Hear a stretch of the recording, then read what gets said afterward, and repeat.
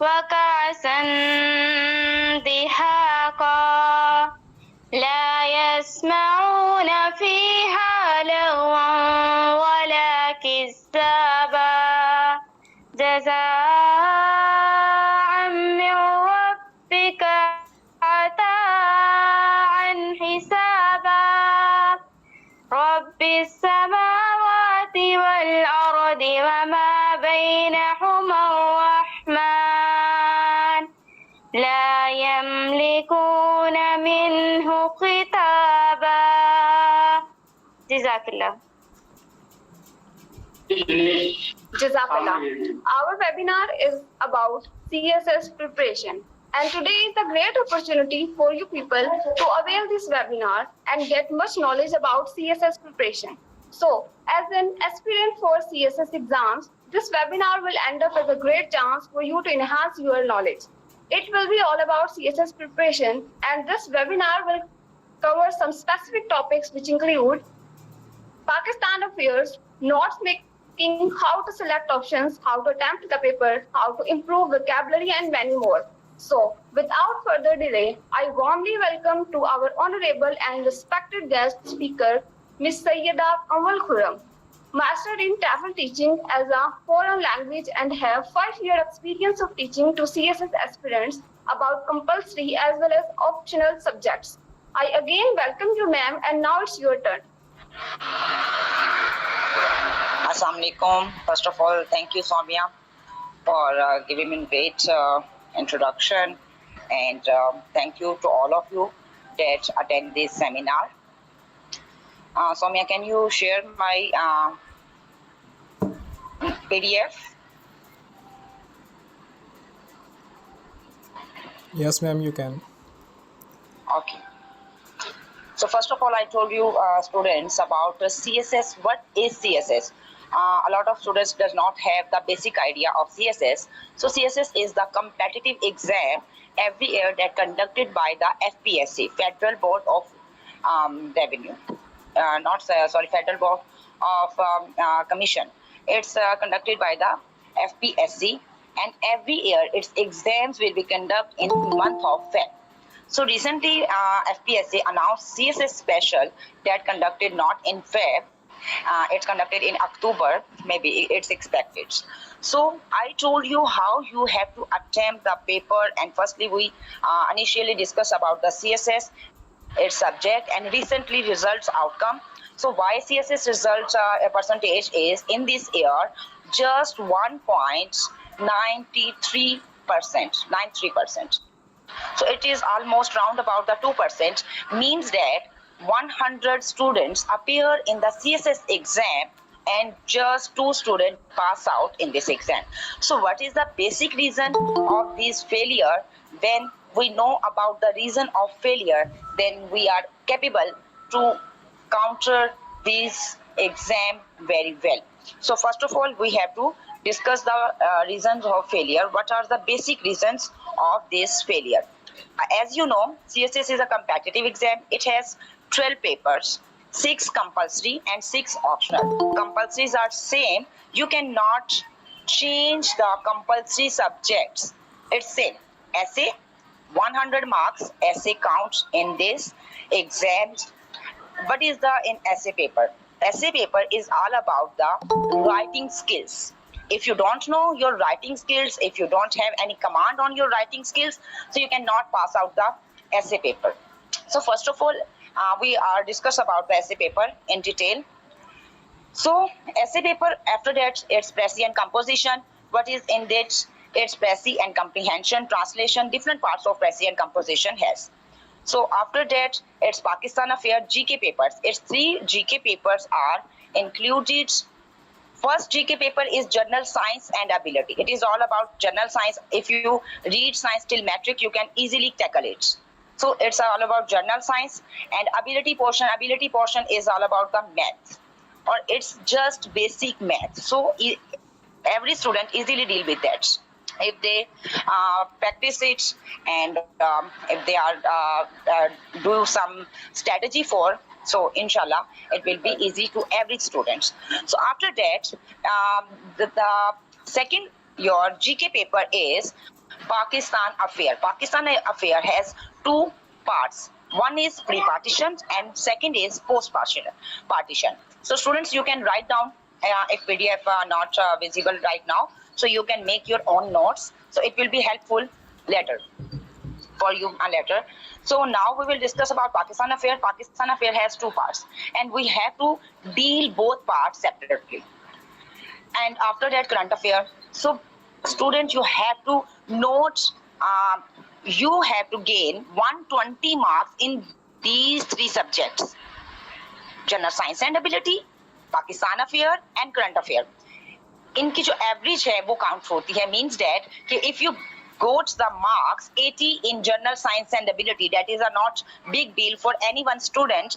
So you can easily cover the marks other subjects. Means if you take 10 marks in your current affair, so you cannot fail in CSS paper. You are passed if your average is complete 120. So please don't emphasize on current affair. It doesn't mean that you don't need to prepare current affair. You have to prepare, but in reasonable manner.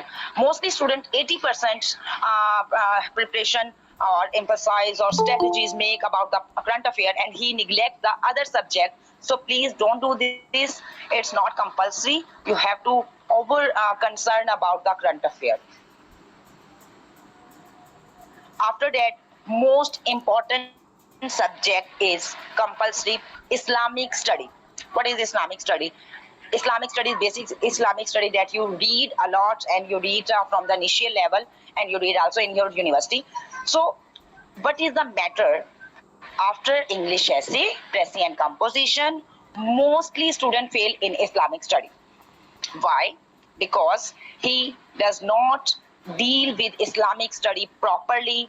He just not concerned about it. He does not write any Arabic text, translations, Quranic reference, ahadith. So that's why he just failed in Islamic studies. Now we will talk about the some optional. I also I discuss again about the essay, Precis and composition in all these paper in detail. Just I just initially introduce you some strategy about the what is CSS. So after that, these are some basic you can say compulsory subject that we just discussed with you. After that, we will go for optionals, and that is the again a lot of myths about the optional, how we can select the optionals. So again a lot of myths available in the market, but you have to focus the recommendation of FPSC. FPSC क्या कहता है? FPSC कहता है बच्चे कि आपके पास जो background है, अगर आपको अपने बैकग्राउंड पे कमांड है तो आप अपने बैकग्राउंड में जाएं. FPSC आपको यही प्रेफर करता है.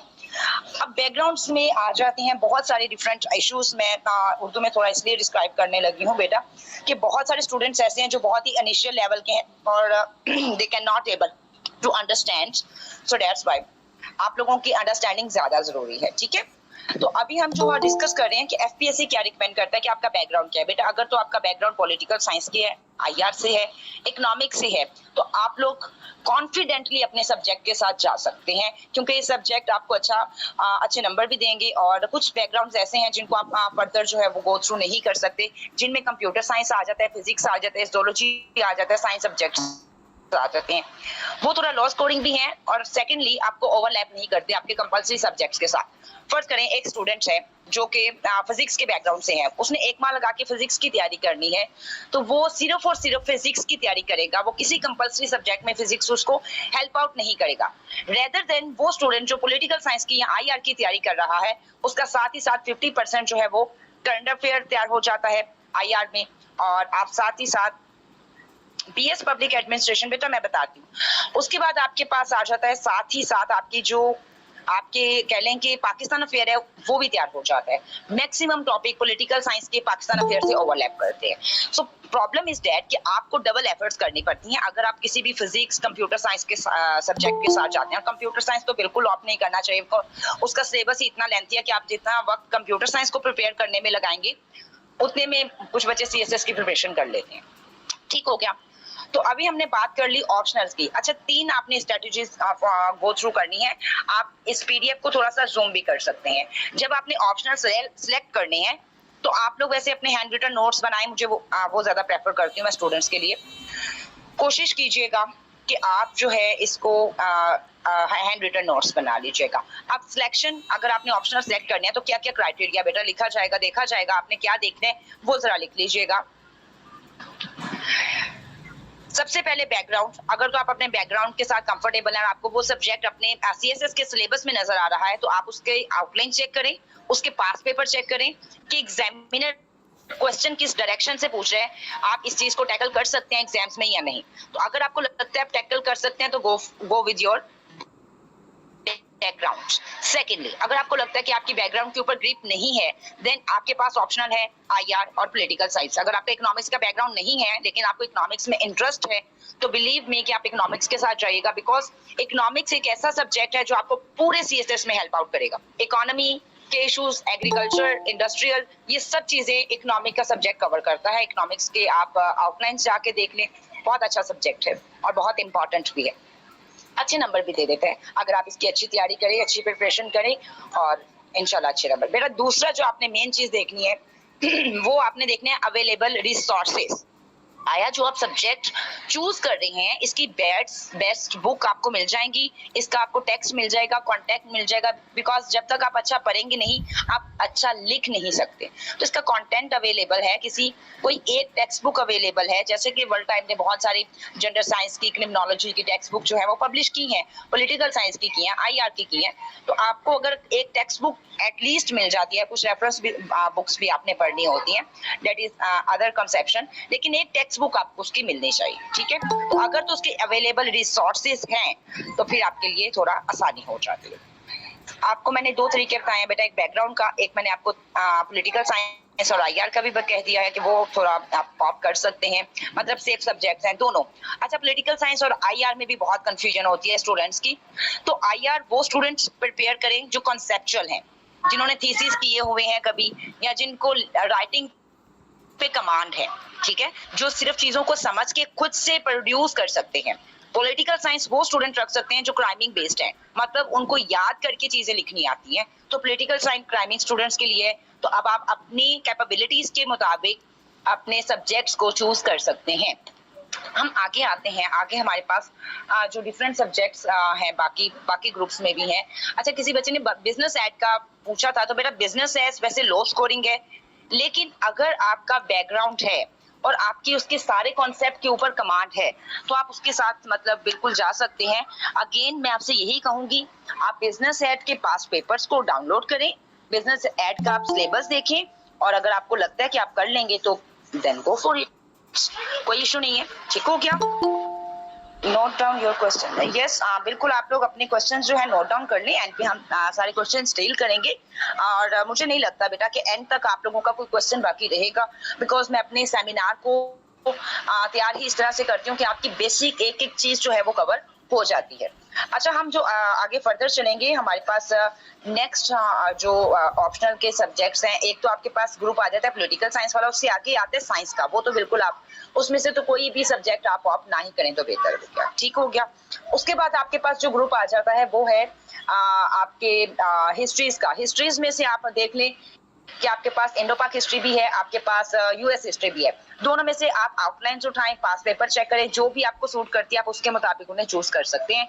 ये बहुत बड़ी मिथ है कि इंडो पाक हिस्ट्री बहुत लो स्कोरिंग है। बेटा अगर आपने उसको अच्छे से तैयार किया ना, ये मिथ के ऊपर बिल्कुल ना जाइएगा कि ये लो स्कोरिंग है, ये हाई स्कोरिंग है। जिसको आपने तैयार किया है, जिसपे आपने अपनी 100% एफर्ट पुट की है, वो सब्जेक्ट आपको नंबर देगा। अगर आपसे एग्जामिनर ने क्वेश्चन पूछा है तो आप उसको टू द पॉइंट एलैबोरेट कर रहे हैं, तो एग्जामिनर क्यों आपके नंबर काटेगा? तो ये सिर्फ और सिर्फ मिथ है। अब मैं आपको इसके पीछे जो लॉजिक है वो भी बता दूंगी। अच्छा बेटा, फिजिक्स वगैरह वाले तो बिल्कुल भी मैंने आपको बताया कि ऑप्ट नहीं कर दिया आपने। मैथ, प्योर मैथ भी आ जाता है, अप्लाइड मैथ भी, केमिस्ट्री भी, ये सारे सब्जेक्ट ऐसे हैं जो लो स्कोरिंग है। और अगेन मैंने बता दिया कि इनकी ओवरलैपिंग नहीं है किसी अदर और सब्जेक्ट के साथ। उसके बाद बेटा मैंने आपको बताया गवर्नर साइंस एंड आपके पास आ जाता है गवर्नर जीपीपी, जिसे हम कहते हैं गवर्नर पब्लिक एंड पॉलिसीज। उसके बाद पब्लिक एड। पब्लिक एड अगर कोई बच्चा रख रहा है पॉलिटिकल साइंस, तो उसके साथ अच्छा कॉम्बिनेशन है। पब्लिक एड का कॉम्बिनेशन उसके साथ अच्छा है, बिकॉज पॉलिटिकल साइंस के और पब्लिक एड के बहुत सारे टॉपिक एक दूसरे से ओवरलैप करते हैं। किसी बच्चे ने हैंड रेज किया, I can not see your बेटा name, so you can unmute your mic.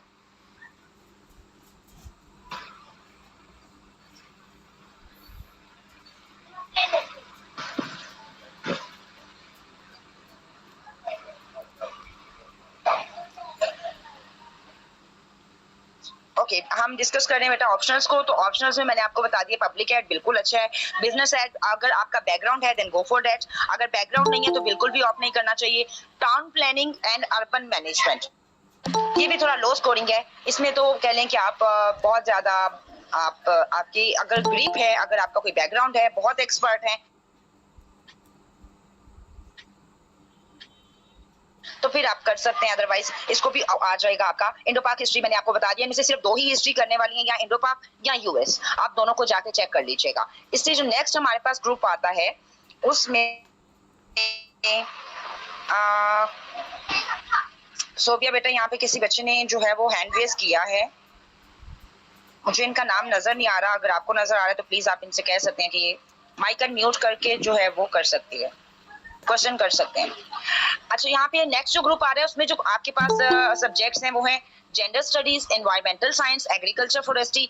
इस पूरे में से बेटा सबसे इजी, सबसे शॉर्ट सब्जेक्ट आपके पास जेंडर स्टडीज है। आप इसको आंखें बंद करके भी रख लें और आपको अच्छे नंबर देगा, बस इसकी अच्छी से तैयारी करें, और इसकी तैयारी 15 दिनों में भी हो जाती है। ऑनेस्टली स्पीकिंग इसकी तैयारी आप 15 दिनों में भी कर सकते हैं, जस्ट इन 15 डेज। तो शॉर्ट सब्जेक्ट रखें ताकि आपको टाइम मैनेजमेंट में भी कोई इशू ना आए। और लास्ट में जो हमारे पास आपके पास एक आ जाता है लॉ का। लॉ का अगर कोई स्टूडेंट है तो प्लीज उसी टाइम में आप लॉ को जो है वो ऑप्ट कीजिएगा। लेकिन मैं अपने उन स्टूडेंट्स को भी यही कहती हूँ जो लॉ से आते हैं कि वहां का लॉ के क्वेश्चंस और यहाँ के लॉ के क्वेश्चंस में बहुत फर्क है। यहाँ पे आपको प्रैक्टिकली सब कुछ करके दिखाना है, मतलब आपको प्रैक्टिकली क्वेश्चंस पूछे जाते हैं। फर्ज करें अगर कोई इकोनॉमिक्स बैकग्राउंड से आ रहा है तो आपसे ये नहीं पूछा जाएगा कि सप्लाई और डिमांड क्या है, आपसे ये नहीं पूछा जाएगा कि मार्केट कंपटीशन क्या है, आपसे उसको अप्लाइड बेस्ड क्वेश्चन पूछता है कि अगर ये सिचुएशन मार्केट में हो जाए, सप्लाई और डिमांड को कैसे हम इक्वल कर सकते हैं, हम इन्फ्लेशन को कैसे आपसे ओवरकम पूछा जाएगा। आपको कोई प्रॉब्लम दे दी जाती है और उसको आपने सॉर्ट आउट करके दिखाना है, तो अप्लाइड बेस्ड क्वेश्चन जो है आपसे पूछे जाते हैं। तो लॉ में फिर भी थोड़े चांसेस हैं कि आपको थोड़ा टफ टाइम मिल सकता है। अगर तो कोई स्टूडेंट लॉ में कंफर्टेबल है तो वो कॉन्स्टिट्यूशनल लॉ और आईआर को चूज कर सकता है। पॉलिटिकल साइंस के साथ कॉन्स्टिट्यूशनल लॉ का बेस्ट आप कह लें कि एक ग्रुप बनता है, और आईआर के साथ बनता है बेटा इंटरनेशनल लॉ का। ठीक हो गया। और यहाँ पे जो नेक्स्ट हमारे पास मुस्लिम लॉ है उसमें भी आप ना ही चाहें तो बेहतर है, क्योंकि वो भी एक लेंथी सब्जेक्ट है और लो स्कोरिंग है। उसके बाद इस सब्जेक्ट में से जो करने वाले सब्जेक्ट हैं बेटा वो है क्रिमिनोलॉजी और फिलोसफी। अगर किसी का फिलोसफी का बैकग्राउंड है, फिलोसफी करें। क्रिमिनोलॉजी एक ऐसा सब्जेक्ट है जो हर स्टूडेंट कर सकता है, सोशल साइंस से कह लें लिंक करता है। क्राइम क्या है, क्रिमिनल थ्योरी क्या है, ये सब चीजें आप इसमें पढ़ेंगे। और एक ऐसा टॉपिक मतलब कह लें कि एक ऐसा सब्जेक्ट है जो आप चलते फिरते खुद ऑब्जर्व भी कर रहे हैं, एनालाइज भी कर रहे हैं, आप चीजें सुनते भी हैं, न्यूज में भी सुनते हैं, तो ये आप इजीली जो है इसको गो थ्रू कर सकते हैं। अगेन मेरे कहने पे किसी ने कोई सब्जेक्ट चूज नहीं करना बेटा, आप लोगों ने आउटलाइन देखनी है सिलेबस की, आपने अपना इंटरेस्ट देखना है, उसके बाद आपने सब्जेक्ट चूज करने में। हर ग्रुप में से आपको 2-2 3-3 सब्जेक्ट के ऑप्शंस दे रही हूँ, तो आपने अपने एप्टीट्यूड के मुताबिक जो है सब्जेक्ट की सिलेक्शन करनी है। नेक्स्ट में आपके पास आ जाता है बेटा जर्नलिज्म, लास्ट लैंग्वेज का है। अगर तो आपको पंजाबी आती है, पहले पढ़ी है, फिर आप पंजाबी के साथ जा सकते हैं। सब कहते हैं बहुत स्कोरिंग है, बहुत स्कोरिंग है, और स्कोरिंग समझ के स्टूडेंट रख लेते हैं। होता क्या है, एट द एंड आपने कभी पंजाबी लिखी नहीं होती, जब आप एग्जाम्स में जाके बैठते हैं और आपने प्रैक्टिस भी नहीं की ड्यूरिंग द प्रिपरेशन, तो होता ये है कि आप जब एग्जाम्स में जाते हैं तो आप बिल्कुल ब्लैंक हो जाते हैं, या तो ब्लैंक हो जाते हैं। मेरे बहुत से स्टूडेंट हैं जिन्होंने स्कोरिंग ट्रेंड देख के पंजाबी को ऑप्ट किया और एट द एंड उनको पंजाबी नहीं जो है वो टफ टाइम दे दिया। तो पंजाबी जो है बेटा जरूर रखिएगा, लेकिन जब आपको आती है, अगर नहीं आती तो प्लीज इसकी तरफ मत जाइएगा। मैथ कॉम आपको अच्छा सब्जेक्ट है, आपको पढ़ना भी चाहिए, मीडिया से रिलेटेड आपको पता है कभी कभी ये कैसे भी आ जाता है। तो math com journalism easy subject है, आप कर सकते हैं। इसके अलावा इसमें साइकोलॉजी है, साइकोलॉजी के स्टूडेंट्स के लिए एक अच्छा सब्जेक्ट है अगर आपका बैकग्राउंड है। अगेन मैं कह रही हूँ, इनमें से बैकग्राउंड के बगैर जो सब्जेक्ट हैं वो हैं जियोग्राफी और सोशियोलॉजी, अगर आपकी लैंग्वेज पे कोई कमांड नहीं है, अगर आपको कोई भी लैंग्वेज नहीं आती, फर्स्ट प्रिविलेज आपने देनी है लैंग्वेज को। अगर तो आपको लैंग्वेज आती है, आपको लिखनी भी आती है, आपको पढ़नी भी आती है, then go for with language. अगर आपको लैंग्वेज नहीं आती सो फॉर गॉड से लैंग्वेज में नहा जाइएगा और स्कोरिंग ट्रेंड के फॉलो मत कीजिएगा। यही आपको सम टाइम इतना बुरा कह लें कि आपको टफ टाइम देता है कि आप सोचते हैं कि यार उस टाइम शायद मैं ये कर लेता, तो बाद में आप इस तरह से वो कुछ भी कहें उससे पहले ही सोच समझ के आपने सिलेक्शन करनी है। तो अगर लैंग्वेज नहीं आती तो बेटा सोशियोलॉजी और जियोग्राफी दोनों सब्जेक्ट ऐसे हैं जो आपको अच्छे नंबर देते हैं। जियोग्राफी और सोशियोलॉजी में 70+ मार्क्स आते हैं और 70+ मार्क्स का मतलब है कि बहुत अच्छा स्कोर कर लिया आपने सीएसएस में, ठीक है। लेकिन अगेन आपके प्रिपरेशन मैटर करती हैं, आपने कौन से रिसोर्सेज पढ़े हैं, कौन सी बुक्स पढ़ी हैं, आपकी पेपर प्रेजेंटेशन कैसी थी, ये सब चीजें मैटर करती हैं, ठीक है। ऐसा नहीं कि बस आप एक दफा किताब पढ़ ली और आप कहें कि मैं जाके पेपर दे दूं और 70+ आ जाएंगे, नहीं। आपको डिफरेंट रिसोर्सेज को कंसल्ट करना पड़ता है अपने मार्क्स को अचीव करने के लिए। तो यहाँ तक तो हो गया मेरा थोड़ा कंपल्सरी का और ऑप्शनल्स का मैंने आपको बता दिया है। अब बैक टू द कंपल्सरीज। अभी आपके जो बेसिक क्वेश्चंस हैं आप वो कर सकते हैं, उसके बाद हम कंपल्सरी को थोड़ा सा डिटेल में डिस्कस करेंगे।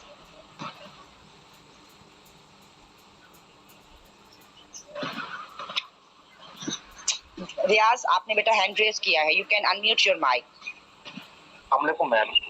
वालेकुम अस्सलाम। मैम मेरा नाम my name is Riyaz Adnan Hasan and I am a student of BS public एडिशन मॉडरेशन। मैम मेरा आपसे एक छोटा सा क्वेश्चन है। मैं बीएस पब्लिक की डिग्री कर रहा हूँ, ठीक है, उसके अंदर मैंने आईआर भी पढ़ा है, वेरी गुड, पढ़ रहा हूँ, कम्युनिकेशन स्किल्स भी पढ़ चुका हूँ, ये मेरा 7th सेमेस्टर है। उसके अलावा साइकोलॉजी भी पढ़ी है, ये सारे मेजर सब्जेक्ट तकरीबन मैं उसमें पढ़ चुका हूँ। ठीक हो गया। तो मैंने ये स्पेशलिस्ट अपना जो ये फील्ड रखी भी इसलिए because I want to do CSS in the future. ठीक है, तो उस बारे में मैम के मैं आगे जो मैं आगे मेजर सब्जेक्ट जो अपने रखूंगा जो इम्पोर्टेंट होते हैं उस पे मैं आपको थोड़ी ओपिनियन करता हूँ कि बेटा, सही था या नहीं। आपने मुझे बताया कि आपने आईआर भी पढ़ा है, सोशियोलॉजी भी, साइकोलॉजी भी, तो आप खुद मुझे बता रहे हैं कि ये सब्जेक्ट ऑलरेडी आप पढ़ रहे हैं। तो आप Yes, सिर्फ ma'am. ये करें कि आप इनका सिलेबस डाउनलोड करें, आप उनकी आउटलाइन देखें, आया जो आप पढ़ रहे हैं उसी से रेलिवेंट है। समटाइम ये होता है कि हम जो अकेडमीज में पढ़ के आ रहे होते हैं, सॉरी यूनिवर्सिटीज में पढ़ के आ रहे होते हैं, वो सीएसएस की आउटलाइन से मैच ही नहीं कर रहा होता, ठीक है। तो क्योंकि सीएसएस का जो सिलेबस है वो थोड़ा वेरीफाइड है, उन्होंने बहुत सारी चीजें एडिशनली ऐड की हैं। पॉलिटिकल साइंस का सिलेबस भी देखें, आईआर का भी देखें, एडिशनली चीजें ऐड हैं जो कि आपने यूनिवर्सिटी में समटाइम नहीं भी पढ़ी हैं। तो आप देखें कि अगर तो आपको रेलिवेंट लगता है, अगेन मैं आपको यही रिकमेंड करूंगी कि पास पेपर्स एक दफा लास्ट में चेक कीजिएगा। 5 ईयर पास पेपर, 1-2 पास पेपर चेक करके डिसीजन नहीं लेना आपने। 5 साल आप पास पेपर डाउनलोड करें और उनको आप बहुत ही आराम से कह लें इजी वे में आपने उनको एनालाइज करना है कि ठीक है, अगर ये 5 साल पास पेपर आपने गो थ्रू किया और आपको लगता है कि यार सारे क्वेश्चंस मैं कर सकता हूँ, तो फिर go for that. Okay ma'am. और मैम एक छोटी सी आपसे मैंने एक ओपिनियन है, best way for preparation of CSS क्या हो सकता है? कोई एकेडमी रखें या किसी सीनियर से हम जाके बात करें? बेटा आपके पास एक ऐसा मेंटोर होना चाहिए कि जो आपको राइट गाइडेंस प्रोवाइड कर सके, आपको सारी टेक्निक्स वगैरह बता सके, आपकी एवेल्युएशन कर सके। विदाउट एवेल्युएशन आपके सीएसएस का सफर थोड़ा सा लंबा भी हो जाता है, इसीलिए स्टूडेंट्स को 2 से 3 अटेम्प्ट देने पड़ती हैं। अगर आप फर्स्ट अटेम्प्ट में करना चाह रहे हैं तो मैं खुद भी पढ़ाती हूँ, जैसे कि इंट्रोडक्शन में बताया सौम्या ने, तो आप मेरा प्लेटफॉर्म भी ज्वाइन कर सकते हैं। लेकिन कोई एक मेंटोर आपके पास जरूर होना चाहिए जो आपकी एवेल्युएशन करे at least. Ma'am according to ma'am जैसे होता है टॉप 10 बंदा सर्च करता है जिस फील्ड में जाना चाहे उसके बारे में डिटेल्स देखता है। मैंने मैम बेटा मैं आपको ये बात अभी बताती हूँ, ये जो अकेडमीज फोबिया बना हुआ है ना सीएसएस के बारे में, मैं आपको अभी बताती हूँ। मैंने खुद जब अपनी प्रिपरेशन की थी जिस टाइम पे, मैं इन्हीं अकेडमीज में मैंने भी गो थ्रू किया। अकेडमी फोबिया था, एक ट्रेंड चल रहा है वर्ल्ड टाइम का, नोवा का। आप बिलीव करेंगे मैंने दोनों अकेडमी से मैंने प्रिपरेशन की है, वर्ल्ड टाइम का भी मेरा एक्सपीरियंस है, नोवा का भी एक्सपीरियंस है, ठीक है। सो आप देख सकते हैं कि मैंने जब वहां से प्रिपरेशन करके मैं फारिग हुई तो मुझे लगा कि मेरे तो बेसिक्स ही कवर नहीं है। रीजन क्या है कि अकेडमी सिर्फ और सिर्फ 4 से 4.5 माह में सिलेबस कवर करती हैं। आप सब मेरी इस बात से एग्री करेंगे, ऐसा ही है। कोई भी एकेडमी sir. आपको 4.5 माह से पहले ज्यादा का टाइम नहीं देती है। तो मेक श्योर कीजिएगा कि आपके पास जो भी आप प्लेटफॉर्म चूज कर रहे हैं, मैं ये नहीं कहती कि आप मेरे करें, वैसे तो मैं खुद 8 से 9 माह की तैयारी करवाती हूँ। एक आप कह लें कि हमारे लेंथी कोर्सेज चलते हैं ताकि बच्चों के कॉन्सेप्ट क्लियर हो। हमारा जो इंग्लिश ग्रामर का कोर्स है वो 3 माह का है, ठीक है। बेसिक 0 से मैं स्टार्ट करवाती हूँ, ऐसे राइटिंग भी उसी में हम कवर करते हैं। अभी रिसेंटली हमारे काफी सारे सेशन कंपल्सरी का बैच हमने स्टार्ट किया है। तो बच्चे बात ये है कि अकेडमीज जो है ना वो सिलेबस हमारे सर के ऊपर से गुजर जाते हैं, खास तौर पे वो स्टूडेंट जो बिगनर लेवल के हैं, उनको तो मैं बिल्कुल भी जो है वो ये रिकमेंड नहीं करूंगी कि वो किसी भी बड़ी अकेडमी को ज्वाइन करें, ठीक हो गया। और आपको मेहनत खुद ही करनी है, आपने रिसर्च पेपर्स पढ़ने हैं, आपने मैगजीन्स पढ़ने हैं, हर चीज आपने पढ़नी है, वहां पे जाके भी आपने खुद पढ़ना है। बेहतरीन तरीकाकार ये है कि सारी आउटलाइंस वगैरह सारे आपके पास हार्ड फॉर्म में सिलेबस हो, जो आपने सिलेक्ट करने हैं सब्जेक्ट उनकी आपके पास 5 साल पेपर्स हो, उनकी एक फाइल बनाएं और एक एक टॉपिक करके खुद तैयारी करें। हाँ, एवेल्युएशन के लिए किसी अकेडमी को अगर ज्वाइन करना चाहें तो आप कर सकते हैं। Thank you ma'am. ओके, अगर किसी और स्टूडेंट का क्वेश्चन है तो कर लें, फिर हम आगे बैक टू द अपने जो कह लें सेमिनार की तरफ चलते हैं।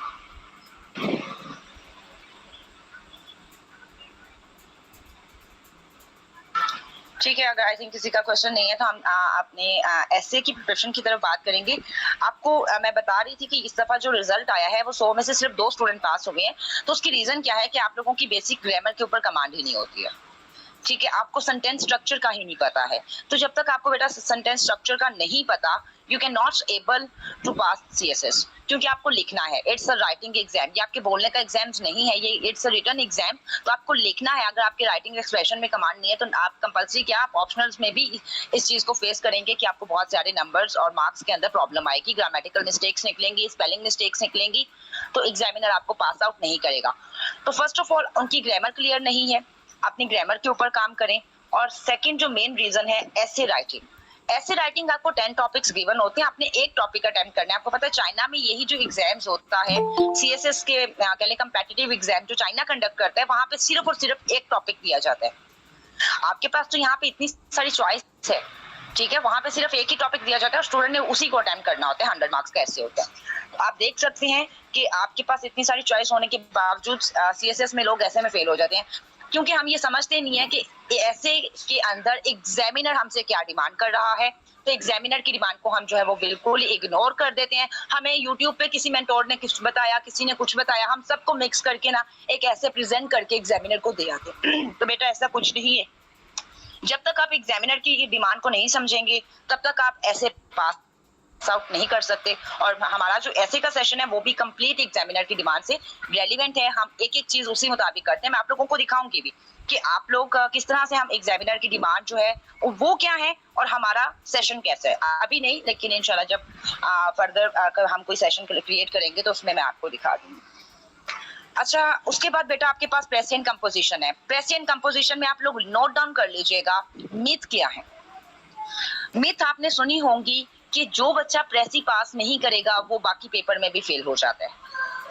ऐसा है, किसी ने सुने ऐसा? प्रेसी के पेपर में अगर प्रेसी फेल हो सही नहीं आपने की तो आपका पूरा पेपर आप फेल हो जाते हैं। बेटा ऐसा कुछ भी नहीं है, बिल्कुल सुना हुआ है बेटा। तो लेकिन ऐसा कुछ भी नहीं है, ये एक मिथ है, इसीलिए मैं इसको मिथ कह रही हूँ। अब पेपर 20 नंबर का तो है नहीं है, 20 नंबर की आपकी प्रेसी है। अब स्टूडेंट्स क्या करते हैं, 80% तवज्जो अपने 20 नंबर पे लगा देते हैं, 20% जो उनकी अटेंशन है वो रिमेनिंग आपके जो सिलेबस है उसके ऊपर आ जाती है। प्रेसी के अलावा प्रेसी के पेपर में क्या किया है, कंप्रीहेंशन 20 मार्क्स, 10 मार्क्स की ट्रांसलेशन है आपके पास, 10 मार्क्स के आपके पास पेयर ऑफ वर्ड्स हैं। अगर आप पीएमएस में चले जाएं तो आपके पास उसमें आ जाती हैं ईडियम्स आ जाएंगे, ठीक हो गया। और सेंटेंस करेक्शन है आपके पास, प्रेपोजिशन है आपके पास 10 मार्क्स की, सेंटेंस करेक्शन भी 10 मार्क्स के ही है, पंक्चुएशन 5 मार्क्स की आपके पास आ जाती है। तो ये सब चीजें आप इग्नोर कर देते हैं। मैं अपने स्टूडेंट्स को क्या कहती हूँ कि बेटा ये पैक्ट मार्क्स हैं। पैक्ट मार्क्स लिखिएगा कौन कौन से हैं, प्रेपोजिशन के, पेयर ऑफ वर्ड के, पंक्चुएशन के, सेंटेंस करेक्शन के, ये सारे पैक्ट मार्क्स हैं जिन पे आप थोड़ी सी प्रैक्टिस कर लें। आप हफ्ता 15 दिन कह लें, 15 डेज के अंदर आप इनकी प्रैक्टिस कर लें तो आप इनको इजीली टैकल कर सकते हैं। इनको हम टेक मार्क्स करते हैं जो इजीली हम ग्रेस कर सकते हैं, और कॉम्प्रिहेंशन भी it's not a big deal, क्योंकि कॉम्प्रिहेंशन बहुत इजी होता है। आपने के सामने एक पैराग्राफ है और आपने उसी में से आंसर ढूंढ के देने हैं, तो वो भी आपके लिए लिटिल बिट इजी होता है। इन चीजों को आपने साथ साथ तैयार करना है। आप अपने एक स्ट्रेटेजी बनाएं कि डेली आप 5 प्रेपोजिशन याद करेंगे, क्योंकि वो आपको याद करनी है। फिक्स प्रेपोजिशन में से आते हैं, मींस दैट कि आप स्ट्रेन के साथ फ्रॉम लगेगा तो फ्रॉम ही लगेगा, उसको आप रिप्लेस नहीं कर सकते किसी भी दूसरी प्रेपोजिशन के साथ। तो आपने कुछ ऐसी प्रेपोजिशन है जो आपने याद करनी है, उनको मेमोराइज करना है। उसके बाद हम देखते हैं कि हमारे पास ट्रांसलेशन का भी है। ट्रांसलेशन की प्रैक्टिस करें। एक बुक आती है, बीए लेवल की बुक है। अगर किसी स्टूडेंट को चाहिए, मैं शेयर कर दूंगी, जिन्होंने करवाया उनके साथ शेयर कर दूंगी, वो आपको शेयर कर देंगे, पीडीएफ में अवेलेबल है मेरे पास। तो आप उसके ऊपर उससे प्रैक्टिस करें, उससे आपका प्रेपोजिशन का पोर्शन भी हो जाएगा, ट्रांसलेशन का भी। कोई भी आपके पास बीए लेवल की बुक हो, आप वहां से सारे पैराग्राफ को एक दफा गो थ्रू करें, मतलब अपने हाथ से लिखें, और वहां पे शॉर्ट पैराग्राफ भी होते हैं, उसके साथ खुद मैच करें। ठीक हो गया। तो ये आपकी स्ट्रैटेजीज होनी चाहिए। वकैब की मैं खुद बहुत अच्छी प्रिपरेशन करवाती हूँ अपने सेशन के दौरान, वो भी आप लोग ज्वाइन कर सकते हैं। मतलब हमारी हर चीज प्रैक्टिकली होती है, मैं कोई भी चीज स्टूडेंट्स पे नहीं छोड़ती हूँ, ठीक है। Idioms, pair of words, vocab, one word substitution, ये सब चीजें, सिनोनिम, एंटोनियम्स, ये सब चीजें हमारे सेशन का हिस्सा है, प्रेजेंट कंपोजिशन का। अच्छा बेटा, उसके बाद हमारे पास आ जाती हैं कि हमने प्रेसिएंट कंपोजिशन को देख लिया कि ये सारी चीजें करनी है, प्रेसी कैसे करनी है और कॉम्प्रिहेंशन कैसे करना है। इसके एक दफा रूल्स आपको आ गए, आपने बुक से पढ़ लिए या कहीं से भी देख लिए, यूट्यूब से देख लिए या किसी सेशन से देखे। उसके बाद एक बुक आती है आर.डी. हिलन के नाम से, प्रेसी की शॉर्ट सी बुक है, आप उसको पूरा एक दफा सॉल्व जरूर कीजिएगा। और प्रेसी के लिए 2000 से लेकर अभी तक जितनी भी सीएसएस की प्रेसीज आई हैं, चाहे सॉल्व को एक दफा देख लें और उसको खुद से प्रैक्टिस करें। मतलब आपने सारी प्रेसी को आपने प्रैक्टिस करना है टिल एग्जाम्स। मतलब 23 प्रेसीज बनती हैं ये, तो आपने 23 की 23 को खुद से प्रैक्टिस करना है। अब ये तो हो गया प्रेसिएंट कंपोजिशन का। हफ्ते में एक प्रेसी कर लिया करें, इनफ है, ठीक है। एक दफा प्रेसी आप एक कर ली, आपकी काफी कह लें कि इतना टाइम है आपके पास कि आप 23 प्रेसेस को अपने हाथ से गुजार सकते हैं। और हफ्ते में एक दफा कॉम्प्रिहेंशन कर लें, बाकी चीजों को डेली बेसिस पे साथ रखें। अच्छा, ये हो गया इसका। और इस्लामिक स्टडी के बारे में बस ये कहूंगी कि कुरानिक वर्सेस और अहादीस आपने लाजमी करनी है। आप सबसे पहले जब प्रिपरेशन स्टार्ट करेंगे तो आपने कुरानिक वर्सेस और अहादीस का एक बैंक बनाना शुरू कर लेना, जो आपके लिए हेल्पफुल रहेगा। हम क्या करते हैं, हम कहते हैं इस्लामिक स्टडीज को एंड पे करेंगे, या वर्सेस का जो याद करने वाला काम है वो एंड पे करेंगे, और एंड पे हमारे पास टाइम नहीं होता और ना ही हमें याद होती है। तो डेली की एक हदीस और एक आप कह लें वर्स कुरान की रेफरेंस के साथ याद करें।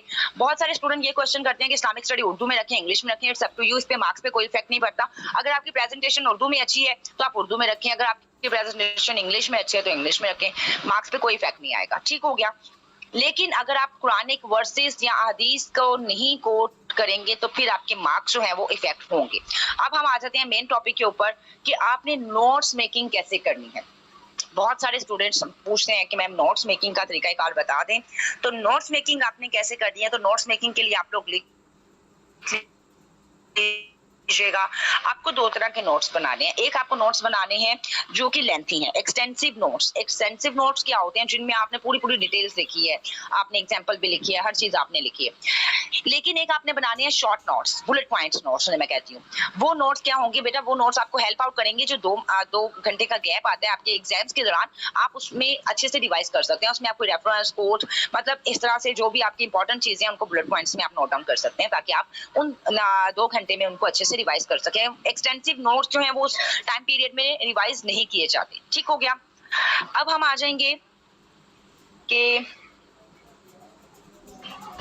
अब हम बात करते हैं नोट्स मेकिंग की तरफ। तो बेटा सबसे पहले आप पेपर लें। बहुत सारे बच्चे मेरे पास आते हैं कि मैम हम सारा दिन रीडिंग्स करते रहते हैं, आर्टिकल्स पढ़ते हैं, लेकिन हमें पता ही नहीं है उसमें से हमने मटेरियल को एग्जैक्ट कैसे करना है, ग्रेस्प कैसे करना है। एक पेज के ऊपर आप लिख लीजिएगा क्वेश्चन, कुछ मैं आपको लिखवाने वाली हूँ तो आपको क्वेश्चन लिख लीजिएगा। शेयर द पीडीएफ बेटा सोमिया।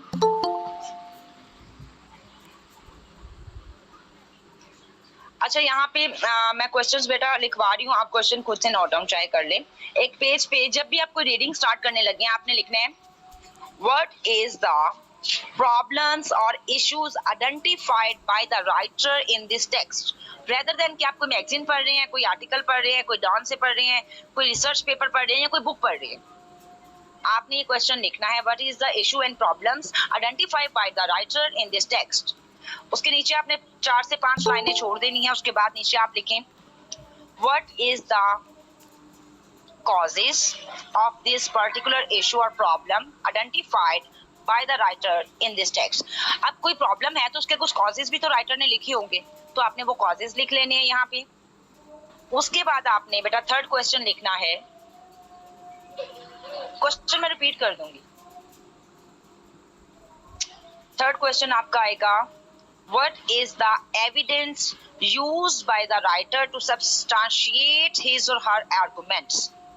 कि वो ऐसे कौन से एविडेंस या एग्जाम्पल है या फैक्ट्स एंड फिगर है जो कि राइटर ने यूज किया है अपने आर्गुमेंट को सब्सटेंशिएट करने के लिए, रेफरेंस करने के लिए, रेफर करने के लिए, व्हाटएवर। आपको वो एविडेंस फैक्ट्स एंड फिगर के कह लें शक्ल में भी मिल सकता है, कोई एग्जाम्पल भी हो सकती है, कोई कोट भी हो सकती है, जो भी आपको वहां से मटेरियल मिले you have to note down in this portion. यहाँ तक क्लियर है? You can write in the chat yes और नो। तीनों क्वेश्चन आप लोगों ने नोट डाउन करनी है। ओके, अब आपने क्या करना है, अब आपने इसके ऊपर नेक्स्ट जो आपका स्टेप होगा, नेक्स्ट क्वेश्चन है वो है what is the solution writer recommended us. जो राइटर ने इस पूरे टेक्स्ट के अंदर सॉल्यूशंस दिए हैं वो आपने नोट डाउन कर लें। वो 2 से 3 हो सकते हैं। हर पोर्शन में आपने 4 से 5 लाइनें छोड़ देनी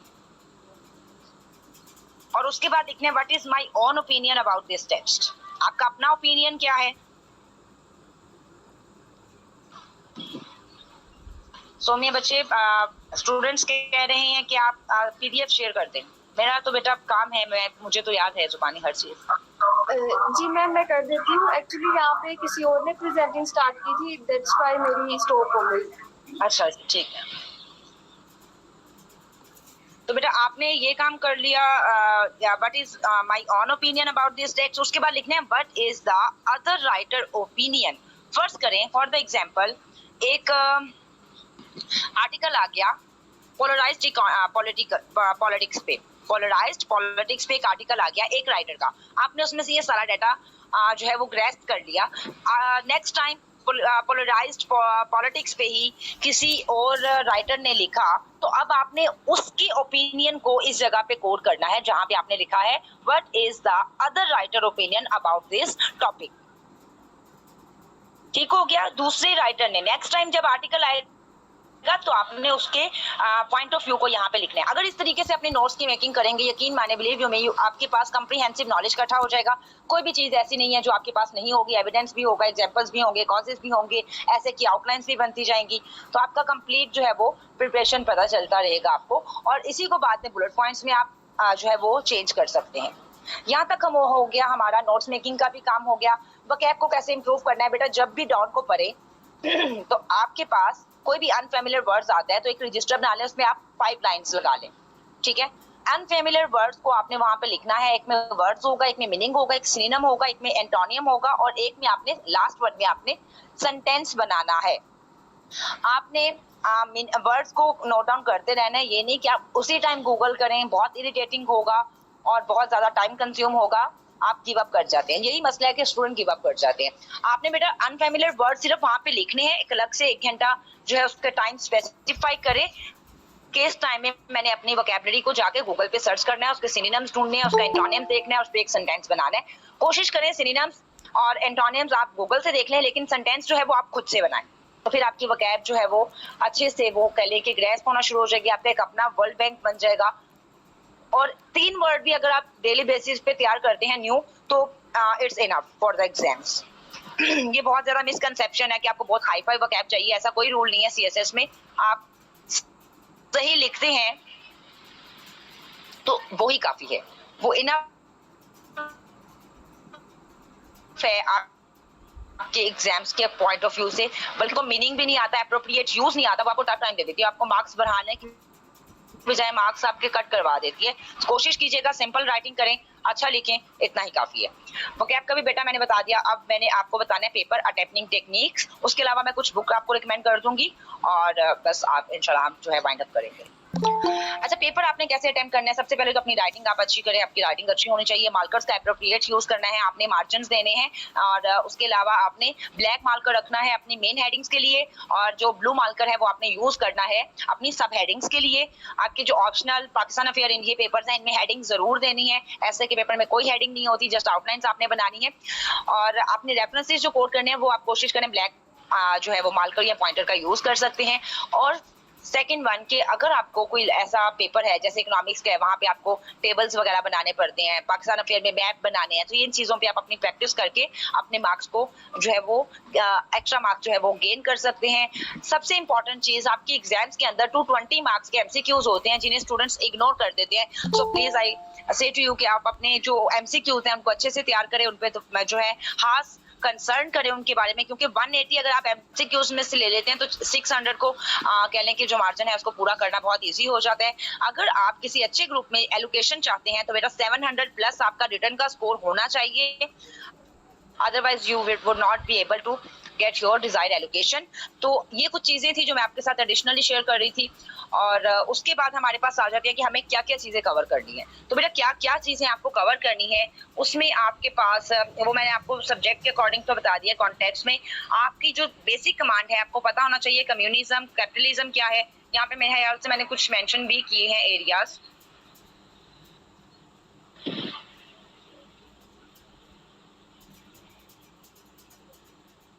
और करंट अफेयर के रिसोर्सेज भी आपको यहाँ पे मिल जाएंगे। करंट अफेयर के कहाँ कहाँ से अपने रिसोर्सेज है ये पीडीएफ भी आपके साथ शेयर कर दी जाएगी बेटा। अच्छा, यहाँ पे हमने देखा कि आपने जो कैपिटलिज्म कम्युनिज्म के आपके पास पता होना चाहिए। आपको पता होना चाहिए कोलैप्स ऑफ सोवियत यूनियन क्यों हुआ था, जिसकी वजह से पूरा वर्ल्ड ऑर्डर चेंज हो गया था। ग्लोबलाइजेशन क्या है, इकोनॉमिक क्या है, ट्रेड क्या है, ट्रेड डेफिसिट क्या होता है, जीडीपी क्या होती है। तो ये बेसिक कॉन्सेप्ट्स हैं जिनका एक सीएसएस स्टूडेंट को पता होना चाहिए। वर्ल्ड वार 1 क्या है, वर्ल्ड वार 2 क्या है और कोल्ड वार क्या है। तो कोशिश कीजिएगा इन चीजों को आप पहले ही थोड़ा सा रीड आउट कर लें सीएसएस के प्रिपरेशन से पहले। अब आप बात कर लें कि आपने हमने पेपर अटेम्प्टिंग का, अच्छा पेपर का मैंने आपको बताया था सच, आपने उसमें आपने ये भी देखना है कि आप टू द पॉइंट लिखें। एग्जामिनर ने अगर आपसे पूछे है ना कि what are the causes of, आपको मैं बता देती हूँ, आप एक सेकंड मैं कोई पास पेपर का क्वेश्चन ही आपके साथ डिस्कस कर लेती हूँ ताकि आप लोगों को थोड़ा बेटर अंडरस्टैंडिंग हो जाए।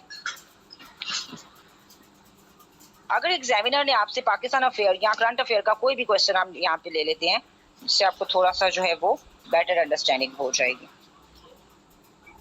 ठीक है, ये पाकिस्तान अफेयर का एक पास पेपर है मेरे सामने, 2017 का है नहीं 2018 का है। ठीक है, अब यहाँ पे देखें, discuss the nature of center province relation under the 1973 constitution। अब आपने सेंटर और प्रोविंस के रिलेशंस को सिर्फ और सिर्फ उस कॉन्स्टिट्यूशन के अकॉर्डिंग ही बताना है, आप उसको इग्नोर नहीं कर सकते। ठीक है, तो टू द पॉइंट में एग्जामिनर ने जो पूछा है उसी का आप ये नहीं आपने करना कि आप उस सेंटर प्रोविंस के रिलेशन को 1947 से बताना शुरू कर दें। यही आप लोगों की मिस्टेक होती है कि बहुत सारे स्टूडेंट्स जो हैं वो पूरा वो पीछे से हिस्ट्री बताना शुरू करते हैं और 19 जहाँ पे आपने फर्ज करें मैं आपसे पूछती हूँ आपका नाम क्या है, तो आप मुझे कहेंगे नाम एक वो चीज है जिससे हम जाने जाते हैं, पहचाने जाते हैं, मेरे दोस्तों का ये नाम है, मेरे रिश्तेदारों का ये नाम है, और एंड पे आप कहें मेरा नाम ये है। तो बेटा ये कोई जस्टिफाई आंसर लगेगा आपको, मुझे बताइएगा। स्टूडेंट्स की मिस्टेक ही यही होती है कि आपने क्या किया, आपने 1947 से बताना शुरू किया और एंड आपने कर दिया कि 1973 पर, एंड पे आके उस टॉपिक को हिट किया जो एग्जामिनर पूछ रहा था। तो ऐसा नहीं करना, टू द पॉइंट, जो उसने पूछा है बस उसी का जवाब दें। और आपके जो पेपर की लेंथ है वो 6 साइड्स और 8 साइड्स, मतलब 4 शीट्स आपकी काफी हैं, या आप इसको 4 शीट्स कह लें या आप इसको 8 साइज कह लें। 8 size it's enough for 20 marks of आप कह सकते हैं, आपके क्वेश्चन के लिए 8 साइड्स इनफ है। अच्छा, अब आप लोगों का कोई क्वेश्चन है तो प्लीज आप कर सकते हैं। वकैब भी मैं डिस्कस कर चुकी हूँ, पेपर अटेम्प्टिंग टेक्निक्स भी मैंने आपको बता दी हैं। हाँ, कुछ बुक्स हैं वो मैं आपको लास्ट में अभी बता देती हूँ। एडी बेटा आपका कोई क्वेश्चन है? Yes ma'am. मैंने ये सुना है कि फॉर एग्जांपल अगर कंपल्सरी जो सब्जेक्ट्स हैं तो जो इंग्लिश वाले सब्जेक्ट्स इसमें 120 टोटल मार्क्स लेनी पड़ती हैं जो इंग्लिश से रिलेटेड सब्जेक्ट्स होते हैं। और मेरे ख्याल से जो बेटा अपना क्वेश्चन थोड़ा रिपीट करें और थोड़ा लाउडली बोले, मुझे आपकी आवाज क्लियर नहीं आ रही।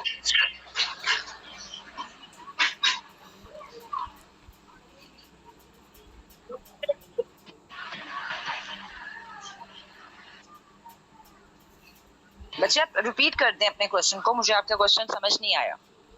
मैडम पहले बताएं, मेरी आवाज क्लियर आ रही है ना अब? जी जी अब क्लियर आ रही है। अच्छा मैम, मैंने सुना है जो कंपलसरी जो सब्जेक्ट्स हैं, फॉर एग्जांपल इंग्लिश से रिलेटेड हो गए, जैसे कंपोजिशन, राइटिंग या फिर ऐसे वगैरह, तो उनमें अगर बंदा टोटल मतलब तीनों सब्जेक्ट्स को मिला के अगर 120 ले ले तो वो मतलब पास होता है।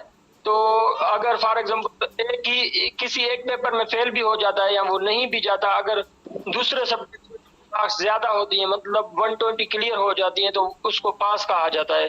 बेटा आप क्या ये जो सीन है? बात कर रहे हैं ये इंग्लिश सब्जेक्ट के बारे में नहीं कही मैंने, ये मैंने कही है general science and ability, Pakistan affair and current affair. इन तीनों सब्जेक्ट की एवरेज काउंट की जाती है, जनरल साइंस एंड एबिलिटी और पाकिस्तान अफेयर और करंट अफेयर। अगर आपने 70 मार्क्स ले लिए हैं जनरल साइंस में, 40 मार्क्स आगे हैं आपके पाकिस्तान अफेयर में, आपके करंट अफेयर के 20-30 नंबर भी हैं, तो आप पास हो जाएंगे।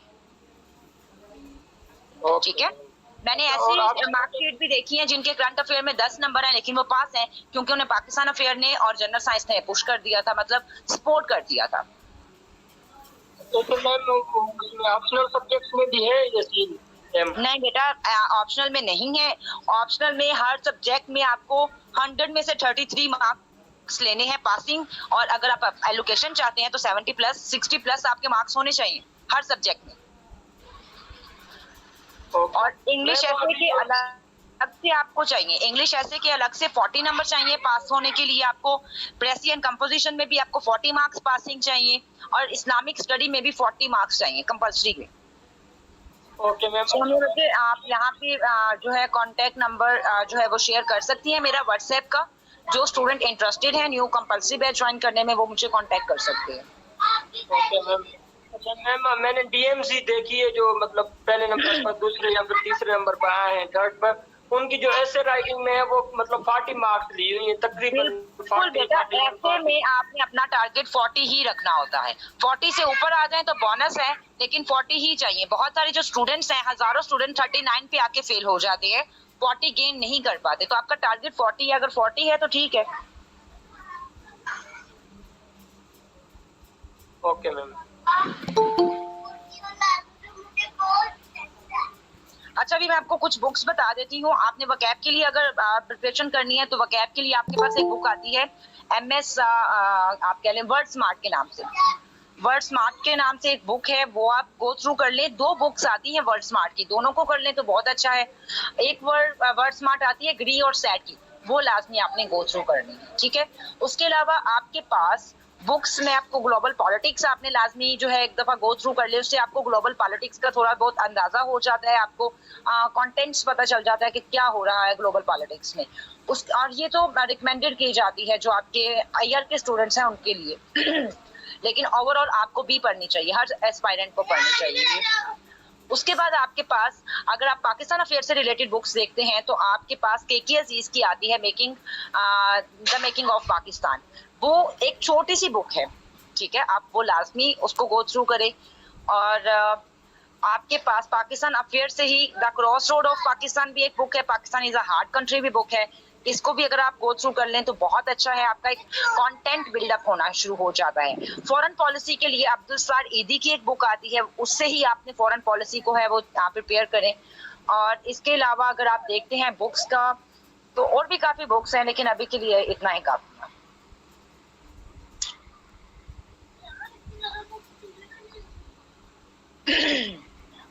अच्छा मेरा जो है व्हाट्सएप नंबर वो चैट में लिख दिया गया है, आप लोग स्क्रीनशॉट भी ले सकते हैं।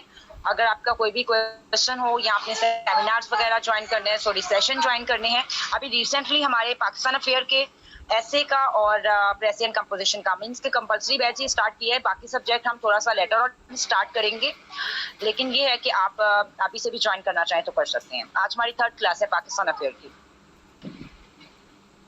इसके अलावा आप लोगों का कोई क्वेश्चन है तो प्लीज।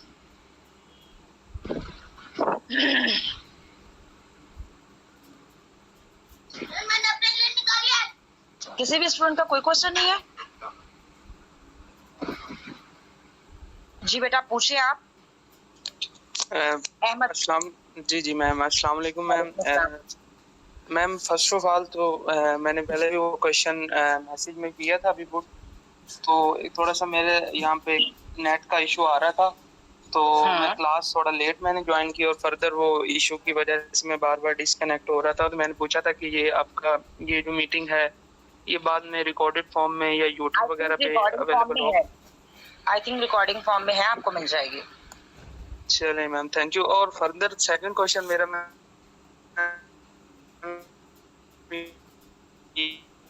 ये है कि सब्जेक्ट सिलेक्शन के जो है रेलेवेंट मैम ये है कि जो हमने ऑप्शनल सब्जेक्ट्स रखने तो वो उनकी सिलेक्शन में ये चीज मैटर करती है कि आया हमने किस फील्ड में आगे हमारी एलोकेशन है उसके रेलेवेंट हम बहुत अच्छा क्वेश्चन है, मैं समझ गई बेटा। आपने बिल्कुल भी ये नहीं कंसल्ट करना कि आपकी जो सब्जेक्ट सिलेक्शन है वो आपकी एलोकेशन डिसाइड करेगी। आपके मार्क्स डिसाइड करते हैं कि आपने किस ग्रुप में जाना है। तो अगर आप अपना कोई फर्स्ट 3 ग्रुप्स में आना चाह रहे हैं तो आपने 720 या 730 प्लस आपने मार्क्स जो है वो रिटर्न में लेने हैं, तो फिर आपकी एलोकेशन आपके डिजायर्ड ग्रुप में होती है। It's depend on your marks not subjects. मतलब लाइक टॉप 3 में हम ले लें कि ये यही ब्यूरोक्रेसी है और इसी में पुलिस है या DMG है। जी फॉरेन एम्बेसडर वगैरह, तो मतलब मोर देन 730 मार्क्स हो तो लाइक इसमें कोई सब्जेक्ट सिलेक्शन वो मैटर नहीं करती, आपके मार्क्स मैटर करते हैं? बिल्कुल आपके मार्क्स मैटर करते हैं। और आप कोशिश कीजिएगा, जिस तरह मैंने आपको स्ट्रेटजी बताई है कि आपने एमसीक्यूज प्रिपेयर करने हैं, टॉपर्स का भी यही होता है। और मैं आप लोगों को एक चीज यहाँ पे बता दूं, प्लीज फॉर गॉड से कि आप लोग यूट्यूब पे जाते हैं, कोई भी आपको मेंटोर नजर आता है या कोई टॉपर की आपको स्टोरी नजर आती है, आप ब्लाइंडली उसे फॉलो करना शुरू हो जाते हैं। ऐसा मत करें, अपने साथ कम से कम ऐसा मत करें, सीरियस हो, क्योंकि ऐसा पॉसिबल नहीं है। हर इंसान की कैपेबिलिटीज डिफरेंट है, वेरी करती हैं दूसरे इंसान से। अब ऐसा नहीं है कि जो सब्जेक्ट उसने चूज की वो आपके लिए भी बेनिफिशियल होंगे, या जो स्ट्रेटजीज उसने अपनाई हैं अपने सीएसएस की जर्नी को कहने के पूरा करने के लिए वो आपके लिए भी कैपेबल होंगी। आप अपनी आसानी को देखें। अब बहुत सारे स्टूडेंट्स कहते हैं कि हमें स्टार्टिंग से ही आपको मेंटोर्स मिलेंगे कि स्टार्टिंग से न्यूज़पेपर पढ़ना चाहिए। अब स्टूडेंट्स की वोकैबुलरी ही नहीं है, उनको सेंटेंस का ही नहीं पता। अब इस वोकैब के साथ जब वो न्यूज़पेपर को गो थ्रू करते हैं तो क्या होता है कि 4 से 5 घंटे 6 घंटे वो न्यूज़पेपर पे लगा देते हैं, जो कि उनका टाइम वेस्ट होता है, उन्हें कुछ समझ भी नहीं आ रहा होता। सो आप किसी भी मेंटोर को ब्लाइंडली फॉलो मत करें, आप अपने ईज के साथ सीएसएस करें। हर इंसान ने, फर्ज करें हम एक सेमिनार कंडक्ट करते हैं फिजिकली लाहौर में, और अब पूरे पाकिस्तान से बच्चे आते हैं, कोई फैसलाबाद से आएगा, कोई क्वेटा से आ रहा है, कोई सिंध से आ रहा है, और डिफरेंट एरिया से आ रहे हैं। आपका रूट जो है ना बेटा वो डिफरेंट होगा हर एक बच्चे का। तो आप सबकी डेस्टिनेशन क्या है? सीएसएस। और आपका तरीकाकार हर बच्चे का डिफरेंट होगा सीएसएस को पास आउट करने का। अपने आप को पहचाने, अपनी वीकनेस को पहचाने, अपनी स्ट्रेंथ्स को पहचाने और उन पे काम करें। मैम एक और चीज मैं ये क्लियर करना चाह रहा था कि मतलब मेरा एक दोस्त था, तो उसे मेरा क्वेश्चन था कि एक सीएसएस में एक ऑप्शनल सब्जेक्ट्स है आई थिंक सो, जो इसमें मतलब एक अमेरिकन हिस्ट्री है, एक यूरोप जो हिस्ट्री है उसकी है मैम, एंड देन एक यही सब कॉन्टिनेंट की हिस्ट्री। तो वो कह रहा था मतलब मोस्टली हम स्टूडेंट्स को यही होता है, हमें सीनियर से या कोई यूट्यूब जैसे अभी आप कह रही थी मैम, यहीं से हम मोस्टली कंसल्ट करते हैं और यहीं से जो हमारे पास नॉलेज होता है। तो वो कह रहा था कि आप जो है ना सब कॉन्टिनेंट की हिस्ट्री वो भी बहुत वास्ट है, और यूरोपियन यूनियन मतलब यूरोपियन हिस्ट्री वो भी बहुत वास्ट है, तो आप अमेरिकन जो है हिस्ट्री उसको कंसल्ट करें, वो ज्यादा नहीं है। तो इस तरह वो कह रहा था। बात मैं एग्री करती हूँ, मैं आपको बताती हूँ इसमें क्या है बेटा। जो आपके पास सब कॉन्टिनेंट हिस्ट्री है ना, ऑलरेडी आपने पढ़नी है प्री पार्टीशन में 712 से लेकर। बेटा मैं आपका क्वेश्चन लेती हूँ, एक मिनट में को आंसर कर दूँ। अब यहाँ पे आप देखें, आपने प्री पार्टीशन में 712 से लेकर टिल 1947 तक प्री पार्टीशन में पाकिस्तान अफेयर में आपने ये पढ़नी ही पढ़नी है, इंडो पाक हिस्ट्री। ठीक है, जो आप इसको सब कॉन्टिनेंट हिस्ट्री कह रही हैं, उसका प्रॉपर नेम इंडो पाक हिस्ट्री है, तो वो आपने पढ़नी ही पढ़नी है। उसके साथ जब आप इंडो पाक हिस्ट्री को डेप्थ में पढ़ेंगे या इंडो पाक हिस्ट्री को एज अ सब्जेक्ट रख लेंगे, तो आपका जो प्री पार्टीशन है ऑटोमेटिकली कवर हो जाएगा। तो ये मिथ्स है, ठीक है, कि आप यूएस हिस्ट्री रख रहे हैं। अब यूएस हिस्ट्री का आपको अलिफ की वे भी नहीं पता, आपको एबीसीडी नहीं पता, तो आपको वहां पे टाइम भी ज्यादा लगेगा। स्टूडेंट्स को क्वेश्चन जो है वो अंडरस्टैंड करने में थोड़ा टाइम लग सकता है। ठीक है, आप कंटेंट देखें, अगर आपको लगता है कि आपको टॉपिक समझ में आ रहे हैं तो आप उसके साथ भी जा सकते हैं, क्योंकि मैंने आपको पहले ही बताया ऑप्शनल में 2 ही हिस्ट्रीज हैं जो आप ऑप्ट कर सकते हैं, इंडो पाक हिस्ट्री या यूएस हिस्ट्री, क्योंकि उसका जो टॉपिक है वाकई उसका सिलेबस थोड़ा सा शॉर्ट है, लेकिन आपकी जो कह लें कि मेहनत है वो वहीं पे आ जाएगी। जी, अगर आप इंडो पाक थोड़ा हिस्ट्री सा करती हैं स्कूल तो से थोड़ा पढ़ कम रहे होता होते है, हैं तो थोड़ा फेमिलियर होते हैं इससे। ठीक है ना। हाँ बिल्कुल, आप प्री पार्टीशन में पढ़ रहे हैं तो आप फेमिलियर होंगे, आपकी अपनी हिस्ट्री है। ठीक है, थैंक यू मैम। अब यहाँ पे देखें एडी बेटा, आपका क्या क्वेश्चन है? आपने हैंड रेज किया काफी देर से।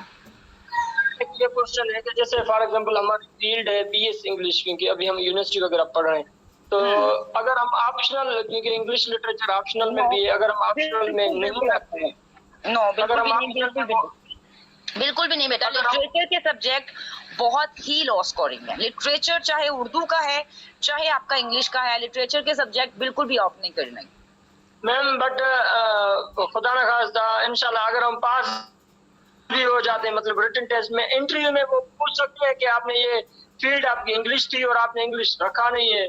नहीं नहीं, ऐसा कोई सीन नहीं है यहाँ पे, बैकग्राउंड का कोई इशू नहीं है बेटा। अगर आप मोस्टली जो यहाँ पे देखें, आप डॉक्टर्स भी आते हैं, इंजीनियर्स भी आते हैं, और वो आके आईआर पॉलिटिकल साइंस के साथ जा रहे होते हैं, डजंट मैटर। अब बल्कि वो कहते हैं इस रूट लर्निंग से निकलने का दौर है।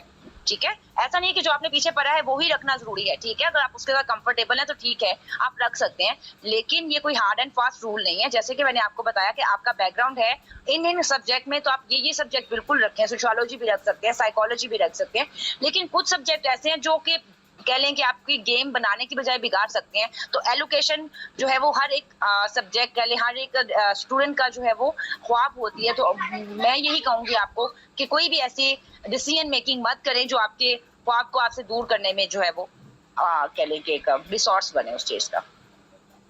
ठीक है,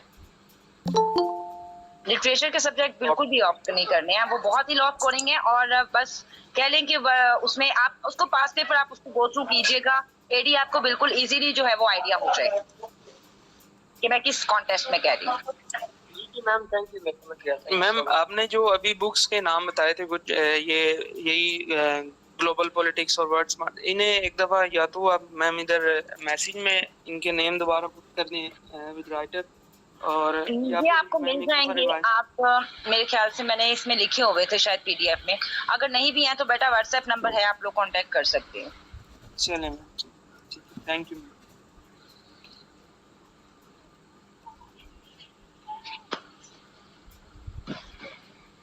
उमैर, आपने भी बेटा हैंड रेज किया था, do you have any question? जी अस्सलाम वालेकुम मैम। वालेकुम अस्सलाम। अच्छा मैम, मेरा भी यही एडी भाई वाला क्वेश्चन था कि ma'am I am student of law, तो इसमें भी सिलेक्शन के सब्जेक्ट्स जो है वो मुझे काइंडली एक मतलब मेरी फील्ड के रिलेटेड कौन सा सब्जेक्ट ऐसा है जो बेटा आप पॉलिटिकल साइंस और कॉन्स्टिट्यूशनल लॉ के साथ जा सकते हैं, साथ पब्लिक एड रखिएगा, और उसके अलावा इंडो पाक हिस्ट्री भी आप ऑप्ट कर सकते हैं, सोशियोलॉजी भी कर सकते हैं। ठीक है, कॉन्स्टिट्यूशनल लॉ बेटर चाहिए। और अगर आप देखते हैं, आप अपने पहले कॉन्टेक्ट को देखिएगा, सिलेबस डाउनलोड करें, उसके सिलेबस को देखें। अगर आपको आईआर बेहतर लगता है पॉलिटिकल साइंस से ज्यादा, आपका अपना इंटरेस्ट होगा ना, तो आपको अगर लगता है कि आप पॉलिटिकल साइंस कर सकते हैं या आईआर, पहले दोनों को देखिएगा। अगर आप आईआर करते हैं तो फिर आप उसके साथ इंटरनेशनल लॉ रखिएगा। Thank you ma'am.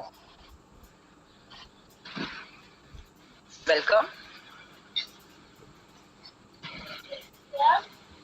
अच्छा मैम, ये है कि अब क्योंकि मेन कैबिनेट से हैं हम सीएसएस क्लब की, तो हमारा स्टूडेंट जो है वो ख्वाजा फरीद यूनिवर्सिटी का स्टूडेंट अगर प्रिपरेशन करना चाहे तो उनके लिए आपकी तरफ से क्या मतलब वो ऑफर है इन फीम? बिल्कुल बेटा, मेरे पास बहुत सारे स्टूडेंट्स हैं, इवन के पूरे पाकिस्तान से स्टूडेंट हैं इस वक्त भी। आप कह सकते हैं कि कश्मीर, गिलगित बल्तिस्तान, सिंध से हैं, फैसलाबाद से हैं, लाहौर से हैं, तो पूरे पाकिस्तान से स्टूडेंट ऑलरेडी मेरे पास हैं जो कि कंपल्सरीज की तैयारी कर रहे हैं। अभी हमने रिसेंटली न्यू बैच जो है वो स्टार्ट किया है, तो बिल्कुल आप इनरोलमेंट करवा सकते हैं। अफोर्डेबल फी है हमारी, बहुत ज्यादा हाई फाई फी नहीं है।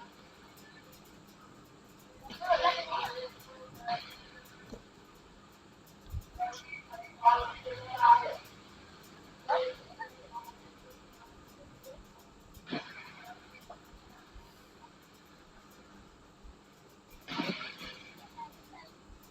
है AD, okay ma'am, thank you ma'am. Welcome, my player. Somiya आप प्रोसीड करें आगे। थैंक यू बच्चे, मैम सो मच। सेशन जो है वो कंप्लीट हो चुका है, हर चीज बता दी, बस अब स्टूडेंट्स के जो है वो क्वेश्चन ही मैंने लेने थे। अगर किसी का है तो ठीक है, अदरवाइज हम कंक्लूड करते हैं।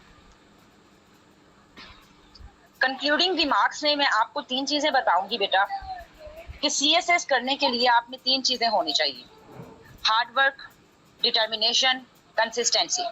अगर ये 3 चीजें आप में हैं तो CSS का सफर आसान हो जाता है, और अगर ये 3 चीजें आप में नहीं हैं तो फिर CSS का सफर बहुत लेंथी भी हो जाता है और बहुत सारे स्टूडेंट इसी वजह से गिव अप कर जाते हैं। डिटर्मिनेशन, अगेन रिपीट कर रही हूँ, हार्ड वर्क एंड कंसिस्टेंसी लगे रहे तो इंशाल्लाह कहीं ना कहीं आप जरूर पहुंच जाएंगे। अच्छा, एक इम्पॉर्टेंट चीज मुझे यहाँ पे मेंशन करनी है, याद आई मुझे कि मिस हो गया शायद हमारा सा टॉपिक, क्योंकि PDF भी उस तरह से शेयर नहीं हो रहा था। और मैंने आपको बेटा बताना था कि अगर आप बिगनर लेवल के हैं या आप कोई जॉब कर रहे हैं उसके साथ आप CSS की स्टडी कर रहे हैं, तो आपको चाहिए कि आपने 2 से 3 दिनों के प्लान बनाएं। ऐसा नहीं आपने करना कि आप महीने का प्लान बना लें, तो जो कहने की आपकी जो प्रोक्रेस्टिनेशन है ना, वो इसी वजह से आ जाती है कि आपने 1-2 माह का प्लान बनाया हुआ है। अगर कोई स्टूडेंट्स आपके फ्रेंड्स आ गए हैं कि हमने आउटिंग पे जाना है, क्रिकेट खेलना है, तो आप उनके साथ चल जाते हैं। क्यों? आपका प्लान जो है, आपका गोल जो है वो इतने लेंथी है और आप कहेंगे कि अच्छा हम कर लेंगे, अभी 1 महीना पड़ा है। तो ऐसा नहीं करना, 2 से 3 दिन के अपने गोल सेट करें और उनको अचीव करें। जब 2 से 3 दिन का गोल आप अचीव कर लेंगे, फिर उसको आप आस्ता आस्ता एक्सीड कर सकते हैं, 4 दिन पे कर लें, 5 दिन पे कर लें। तो छोटे छोटे गोल्स बनाएं और उनको टाइमली अचीव करें। लेंथी गोल्स आपने नहीं बनाने, और हमेशा उस सब्जेक्ट के साथ आप स्टार्ट करें जो आपको कंफर्टेबल लगता है। फर्ज करें किसी को पाकिस्तान अफेयर लगता है, किसी को इस्लामिक स्टडीज लगता है, कि जो इजी सब्जेक्ट है अगर उससे स्टार्ट करेंगे तो आपकी तैयारी आसान हो जाती है, रेदर देन कि आप किसी मुश्किल सब्जेक्ट को उठाएं जिसको आपको कोई भी हाव नाव ही नहीं है, तो वो आपको थोड़ा टफ टाइम देगा। ठीक है student, it's all about from my side. Best of luck to all of you. Okay, ma'am. Thank you so much for sharing your precious words. Now, I would like to invite our president of Kifur CSS Club, Mr. AD Malik, to share about her opinion about this webinar. Thank you so much, Soumya. First of all, I'm really thankful to you, ma'am, Sayyida Kamal Akram, for your precious time. You have elaborated everything in easiest way about CSS preparation, reasons of failure, as well as strategies, and about compulsory and optional subjects, how to prepare about them. And also, you have also told us how to make notes as well as to attempt paper techniques. So thank you so much, and we are really thankful to you. And inshallah, and further in future, we will try our best to be a student of you. Your way of delivering lecture as well as the way you have concluded this lecture is really best. Thank you so much, ma'am. Thank you, AD, for giving me this opportunity. I am also very thankful to you, and a lot of students, inshallah, if they implement the advice of my advices, so inshallah it will be very near to success. Thanks a lot. Thank you so much. Thank you. Okay, honorable guest speaker and dear all members, I sincerely appreciate your attention in today's webinar. Congratulations to you for making this webinar successful. Stay blessed. Allah Hafiz to all of you.